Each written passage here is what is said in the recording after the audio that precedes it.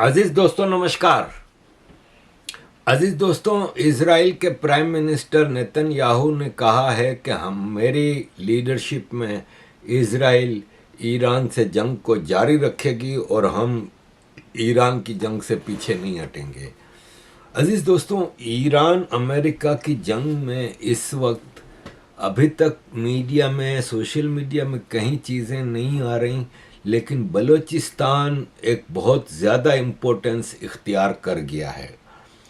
देखें, बलूचिस्तान की जो लोकेशन है, स्ट्रेटेजिक लोकेशन, वो ईरान के साथ पूरा इसका बॉर्डर मिलता है। बाकी जो थोड़ा बहुत है वो अफ़गानिस्तान से मिलता है। तो आप ये देख लें कि ईरान और अफ़गानिस्तान पाकिस्तान के वेस्ट में ये दो जुड़े हुए कंट्री हैं। दोनों अमेरिका के लिए प्रॉब्लम हैं और दोनों में से ख़ास तौर पे ईरान अरब कंट्रीज़ के लिए बहुत बड़ी प्रॉब्लम है। अरब कंट्रीज़ उससे निकल नहीं पा रहे। अब यहाँ पे मैंने अभी जेनीवा में मैं 2 हफ्ते पहले था, तो मेरी कुछ जगहों पे काफ़ी डिस्कशन हुई थी और मुझे उस वक्त अभी फील नहीं आई थी कि बलूचिस्तान के हवाले से, लेकिन जो मैंने मुख्तलिफ़ जगहों से बातचीत की है तो इज़राइल और सऊदी अरब ये दोनों ट्राई कर रहे हैं कि बलोच जो क्रांतिकारी हैं उनको अपनी तरफ लिया जाए, क्योंकि इस जंग में बलूचिस्तान बहुत इम्पोर्टेंस इख्तियार करता जा रहा है। ख़ास तौर पे जब पाकिस्तान ने अपनी फोर्सेस सऊदी अरब में भेजी हैं और अब सऊदी अरब की तरफ से पाकिस्तान अगर इस जंग में हिस्सा बनता है तो बलूचिस्तान बहुत इम्पोर्टेंट हो जाएगा, क्योंकि फिर अमेरिका की फोर्सेस बलूचिस्तान से ऑपरेट करेंगी।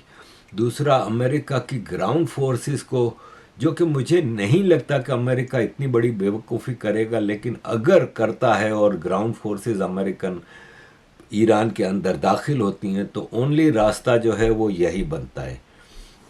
लेकिन बलोच कर्मचारियों का क्या होगा, वो किस साइड पे खड़े हैं? देखें, एक आपको जहन में रखना होगा कि ये जो अरबियन गल्फ़ है उसमें सऊदी अरब को छोड़ के बाकी जो 5 कंट्रीज़ हैं, ओमान, इमारात, कुवैत, कतर और बहरीन, इनमें बलोच काफ़ी हैं। बाकायदा इमारात की आर्मी में शायद मुझे जहाँ तक याद पड़ता है एक रेजिमेंट बलोच रेजिमेंट है। ओमान में बहुत ज़्यादा बलोच हैं और वो बलोचिस्तान के क्रांतिकारियों से हमदर्दी रखते हैं।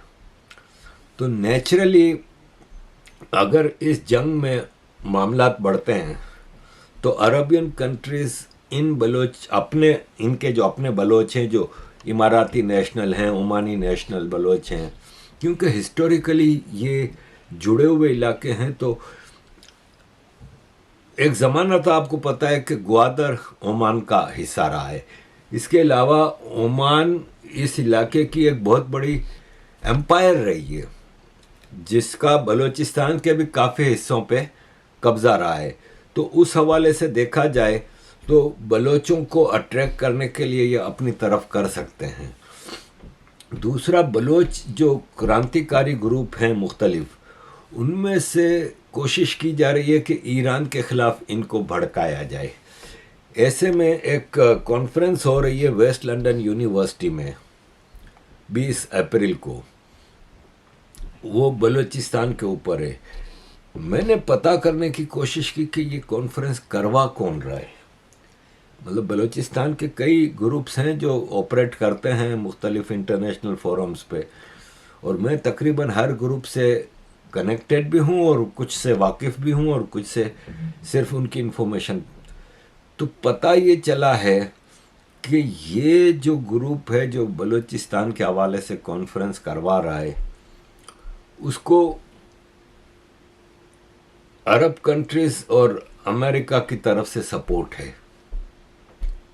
वो एंटी ईरान ज़्यादा इस कॉन्फ्रेंस में बात की जाएगी। अब पता नहीं है, ये एक इन्फॉर्मेशन है, लेकिन इस कॉन्फ्रेंस में क्या होता है। लेकिन एक बलोच ग्रुप ऐसा है जो मैंने देखा है, जिसका बड़ा नाम है, मैं अभी नाम नहीं लेना चाह रहा, उसके लीडर का बहुत बड़ा नाम है। وہ مسلسل ایران کو ٹارگٹ کر رہا ہے کہ ایران بلوچوں پہ ظلم کر رہا ہے، ایران سیستان پروونس میں جو بلوچ رہتے ہیں ان کے اوپر ظلم کر رہا ہے، ایران بلوچوں کو الگ کر دے، بلوچستان میں اب یہ ہے کہ ایران کا جو سیستان ہے اس کو ہم آزادی کے لیے جنگ لڑ رہے ہیں۔ وہ جو ایک پرٹیکولر گروپ ہے نا بلوچوں کا، جو کہ ہے پاکستان بیسڈ، لیکن وہ بات کرتا ہے زیادہ ایرانی بلوچستان کی، وہ اتنی زیادہ پاکستانی بلوچوں کی بات نہیں کر رہا۔ یہ سڈن موو کچھ ایسا بتا رہا ہے کہ اس گروپ کو امریکہ، اسرائیل، عرب کنٹریز کی، کیونکہ دیکھیں اب میں سیدھی سی بات آپ کو کر دوں کہ یہ جنگ ایک طرف ایران کھڑا ہے، ایک طرف سعودی عرب اور عرب کنٹریز، اسرائیل، امریکہ ہے، اس میں اب کوئی دو رائے نہیں ہے۔ یہ سب ایران نے خاص طور پہ ان عرب کنٹریز پہ ریٹیلیشن کے حملے کر کے باقاعدہ اب یہ ایک گروپ ہے، اس کو کوئی مانے کہ نہ مانے، اسرائیل، عرب کنٹریز اور امریکہ مل کے ایران کے خلاف لڑ رہے ہیں۔ ایران کے ساتھ پروکسیز ہیں، جیسے کہ ہوتی ہیں، حماس ہے، حزب اللہ ہے۔ اب حزب اللہ کا تو تقریباً کام ختم کر چکا ہے، باقی جو بچا ہے لبنان پہ مسلسل اسرائیل حملے کر رہا ہے۔ حماس فارغ ہو چکی ہے، ہوتی بھی تقریباً فارغ ہو چکے ہیں، امریکہ نے کئی اٹیک کیے ہیں، سعودی عرب نے کئی اٹیک کیے ہیں اور ہوتیوں کو بھی تقریباً فارغ کر دیا ہے۔ صومالیہ اور سوڈان وغیرہ سگنیفیکنٹ نہیں ہے۔ رہ جاتا ہے اب ایران کے پاس اس کے شیعہ، جو کہ عراق اور سیریا میں کافی ہیں اور پاکستان، انڈیا میں کافی ہیں۔ اب یہ محبوبہ مفتی تھیں، اب یہ شیعہ ہے کہ سنی ہے کہ آئی ڈونٹ نو، لیکن ساؤتھ ایشیا کے جو مسلمان ہیں نا، انڈیا، پاکستان، بنگلہ دیش، افغانستان، یہ ان کی ہمدردیاں ایران کے ساتھ ہیں۔ اور جب پاکستان نے اس جنگ میں گھسنا ہے تو لامالا یہاں پہ ایک مسئلہ اٹھے گا اور یہاں کے شیعہ سنی مل کے پاکستان کے خلاف ایجیٹیشن کر سکتے ہیں۔ یہ ایک بہت بڑا پوائنٹ ہے جو کہ کوئی ڈسکس نہیں کرنا چاہ رہا، لیکن میں آپ کے سامنے رکھ رہا ہوں کہ یہ چیز اٹھے گی جس دن پاکستان کی طرف سے ایران کے خلاف اٹیک شروع ہوگا نا، اس دن اس ریجن میں بہت زیادہ انسرجنسی آ جائے گی۔ آلریڈی آپ کو پتہ ہے بلوچستان کا کیا حال ہے، اور یہ جو تھے یہ یونائٹڈ نیشنز کی اسپیشل رپورٹر تھیں، جنہوں نے پہلی بار فورم پہ آ کے باقاعدہ پوڈیم سے، یونائٹڈ نیشنز کے ہیومن رائٹس کونسل کے پوڈیم سے یہ پاکستان کو کہا ہے کہ بلوچستان کے معاملات کو سدھارو۔ اور یہ ہے کہ یہ ایک بہت بڑا پوائنٹ ہے کہ اب بلوچ ریزسٹنس کو ریکگنائز کیا جا رہا ہے۔ انہوں نے باقاعدہ بلوچ کرانتی کاری لیڈر ہیں، مارنگ بلوچ اور سمی الدین بلوچ، ان کا نام لے کے یہ چیز کہی ہے۔ بلوچستان میں ویمن موومنٹ بہت زیادہ تیزی سے جڑ پکڑ رہی ہے اور مہیلاؤں کی جو پروٹیسٹ ہیں یہ دن بدن بڑھتے جا رہے ہیں۔ ایسے میں پاکستان کی بھی اپنی جو بلوچستان میں پاکستان نے بھی کئی پروکسیز چھوڑی ہوئی ہیں، کوئی ٹیررسٹ گروپ بھی، ایک مینگل کر کے ہے، کیا نام ہے، رمضان مینگل ہے کیا ہے، وہ ایک ٹیررسٹ گروپ چلا رہا ہے بلوچستان میں۔ اور یہ آپ دیکھیں کہ مختلف بلوچ نام سے سوشل میڈیا پہ پیجز بنائے گئے ہیں، پروفائلز بنائے گئے ہیں، ایکچوئل میں وہ پنجاب سے آپریٹ ہو رہے ہیں، اور یہ آئی ڈیز بنائی گئی ہیں جو مریم بلوچ کی تعریفیں کر رہے ہیں، پاکستان فوج زندہ باد، یہ وہ، لیکن دیکھا جائے تو یہ آپریٹ کر رہے ہیں مختلف علاقوں سے، اور یہ ابھی پچھلے 5-6 مہینے سے یہ آپریٹ کر رہے ہیں۔ دکھایا جاتا ہے کہ ڈیرہ بگٹی سے ہیں، تربت سے ہیں، فلان سے ہیں، لیکن ایکچوئل میں یہ پنجاب وغیرہ سے آپریٹ ہوتے ہیں اور ان کو چلایا جاتا ہے بلوچ ناموں سے۔ لیکن آپ بلوچ مائنڈ سیٹ کو، آپ بلوچ جو موومنٹ ہے اس کو آپ چینج نہیں کر سکتے، یہ آپ کو دیکھنا ہوگا۔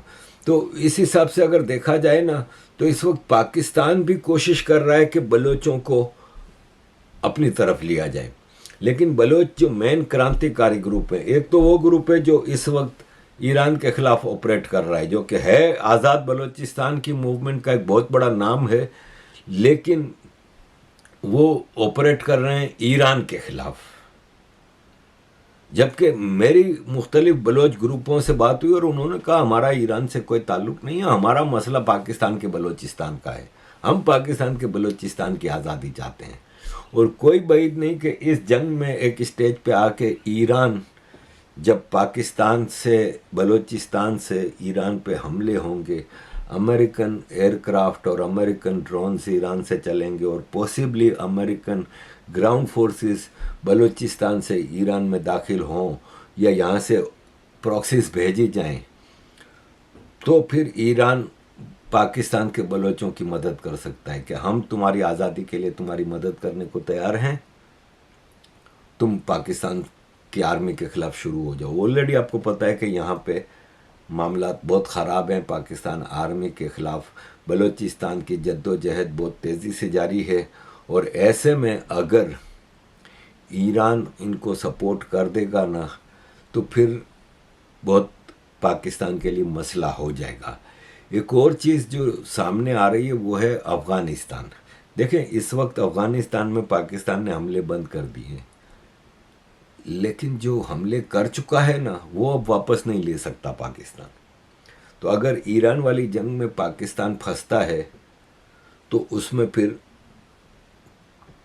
افغانستان کارڈ کو آپ بھولیے گا نہیں کہ افغانستان جو کے پی اور فاٹا اور مختلف علاقوں میں ٹی ٹی پی کا ہولڈ ہے، وہاں سے پھر پاکستان آرمی کو ایک ٹف ٹائم آ سکتا ہے، اور افغانستان کے ذریعے چائنا رشیا ایران کی مدد کر سکتے ہیں۔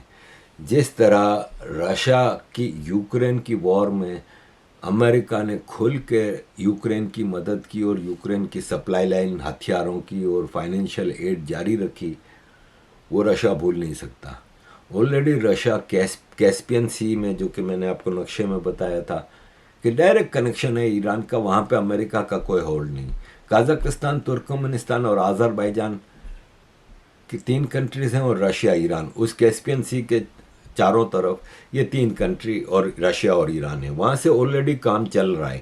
اوپر سے افغانستان کے ذریعے ایران اور رشیا اور چائنا کی مدد اگر ایران کو کنٹینیوسلی مل سکتی ہے، پھر پاکستانی بلوچوں کے ذریعے، تو یہ جنگ پاکستان کے لیے حد سے زیادہ خطرناک ہوتی جا رہی ہے، اور میں نہیں سمجھتا، اور ایسے میں پاکستان ایک کوشش کر سکتا ہے کہ اس جنگ کا دائرہ بڑھانے کے لیے پاکستان انڈیا پہ کوئی چھوٹا موٹا حملہ کر دے یا کوئی ٹیررزم ہی کر دے۔ کہ اس وقت انڈیا میں بھی، جیسے میں نے ابھی آپ کو محبوبہ مفتی کا بیان دکھایا تھا، انڈیا میں بھی جو مسلمان ہیں اور جو شیعہ ہیں، وہ اگر کوئی انسرجنسی جیسی صورتحال پیدا کر دیتے ہیں اور کوئی ایک پہلگام، پلوامہ جیسا کوئی ایک پاکستان وہ کر دے کہ انڈیا کو ڈریگ ان، کہ انڈیا کو بھی جنگ میں گھسیٹا جائے تاکہ یہ جنگ بڑی ہو جائے، تو وہاں پہ دیکھنا ہوگا، کیونکہ پرائم منسٹر نریندر مودی جی نے یہ بات آگے بڑھ کے کہی ہے ابھی اپنے ایک بھاشن میں کہ انڈیا کی پاکستان کے خلاف آپریشنز ہیں نا جو انڈین آرمی کے، وہ ہم نے روکے نہیں ہیں، ہم تیار بیٹھے ہیں۔ اور انہوں نے ابھی اپنے بھاشن میں یہ کہا ہے کہ انڈین فورسز ہائی الرٹ ہیں، ہم پوری پاکستان کی ایک ایک موو کو چیک کر رہے ہیں۔ انڈیا کسی صورت میں نیوکلیئر بلیک میلنگ کو کے چکر میں آ کے یہ نہیں ہے کہ ہم پاکستان کو چھوڑ دیں گے۔ تو پاکستان ہر لحاظ سے کوشش کر سکتا ہے کہ انڈیا کے اوپر اٹیک کرے اور یوں انڈیا جنگ میں گھسیٹا جائے۔ میں سمجھتا ہوں کہ ایسے میں بہترین کام یہ ہوگا، عقل مندی یہ ہوگی کہ انڈیا اس معاملے سے دور رہے۔ اگر کوئی ایسی چیز ہو بھی جاتی ہے تو انڈیا اس جنگ میں نہ پڑے، کیونکہ امریکہ کی ہر لحاظ سے کوشش ہوگی کہ انڈیا کو گھسیٹا جائے اس جنگ میں۔ لیکن میں سمجھتا ہوں کہ پاکستان بہت برے حالات میں جانے والا ہے، کہ اکانومی کتنا بھی $5 بلین دے دیں سعودی عرب اور हो सकता है अमेरिका IMF को भी डायरेक्ट करे कि हाँ ठीक है पाकिस्तान की इस वक्त मदद जारी रखो, लेकिन जंग है, मजाक नहीं है। $100 बिलियन से ज़्यादा का नुकसान उठा चुके हैं अरबियन गल्फ, और ऐसे में पाकिस्तान की जो एनर्जी सप्लाई है वो भी काफ़ी ख़तरे में है, काफ़ी मसले में है।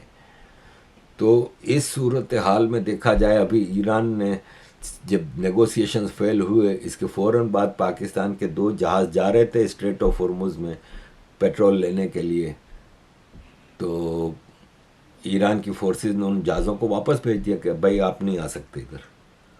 तो वो फिर गल्फ ऑफ ओमान में आके वापस ग्वादर के पास डेरा डाल के बैठे हुए हैं वो जहाज़। लेकिन ये है कि पाकिस्तान के लिए एनर्जी सप्लाई भी नहीं है, पैसे भी नहीं है। ऐसे में बलूचिस्तान KP में भी एक इंसर्जेंसी सूरत हाल है। ऐसे में बलोचों के लिए फ़ैसला करना होगा कि वो देखें, बलोचों को इस वक्त everyone has to be selfish, बलोचों को भी सेल्फिश होना पड़ेगा कि उनकी आज़ादी कौन उनको दिला रहा है। अगर उनकी आज़ादी मिलती है इस सारे बखेड़े में आके, तो they should take right side. कौन सी साइड है, यह बलोचों को फैसला करना है।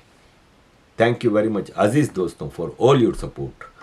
Kindly keep support. नाकाम नहीं मानती, एक शुरुआत है। ये बड़ा पेचीदा मसला है, कई सालों से चल रहा है, जिसके लिए इतनी बड़ी जंग हुई। अगर आप ये सोचते हैं रातों रात इस पे बातचीत कामयाब होगी, ऐसा नहीं होता है। मैं समझती हूँ ईरान ने इसमें फिर अपना जुर्रत और अपनी जो है असूलों की बात की है। अमेरिका चाहता था कि जो ईरान ने 150 बच्चों की शहादत देके, अपने जो उनके लीडर हैं उनकी शहादत देके, लोगों की शहादत देके जो इस जंग में हासिल किया, वो अमेरिका के हवाले करे। वो कैसे हो सकता है? वो तो नहीं हो सकता है। तो मुझे तो खुशी है कि ईरान अपनी शर्तों पे डटा रहा और इसको अमेरिका को खाली हाथ वापस जाना पड़ा, मगर अभी बातचीत खत्म नहीं हुई है। अभी 15 दिन तक जो इन्होंने सीज फायर का ऐलान किया है, इसमें अभी और आगे पीछे होगा। नेचुरली जब भी कोई बातचीत शुरू होती है तो दोनों तरफ बड़ा सख्त मौक़िफ़ लेते हैं। ईरान ने भी अपना मौक़िफ़ सख्त किया और अमेरिका ने भी। और उसके अलावा जो बगल बच्चा नाजायज़ है, जिसका मैं नाम नहीं लेना चाहती, उसकी कोशिश है कि ये बातचीत नाकाम हो जाए। मगर मुझे उम्मीद है कि अमेरिका, पूरी दुनिया के लोग चाहते हैं कि ये बातचीत कामयाब हो जाए, ताकि जो आबनाए हुर्मुज़ है वो खुल जाए। और क्योंकि सारी दुनिया इस वक्त रुकी पड़ी है, पेट्रोल की कीमतें बढ़ रही है, गैस की कीमतें, बाकी कारोबार ठप है, तो मुझे लगता है कहीं ना कहीं ये बातचीत वक्त आने पे अपना रंग लाएगी। और उसके लिए हम सबको दुआ और सब्र करनी चाहिए।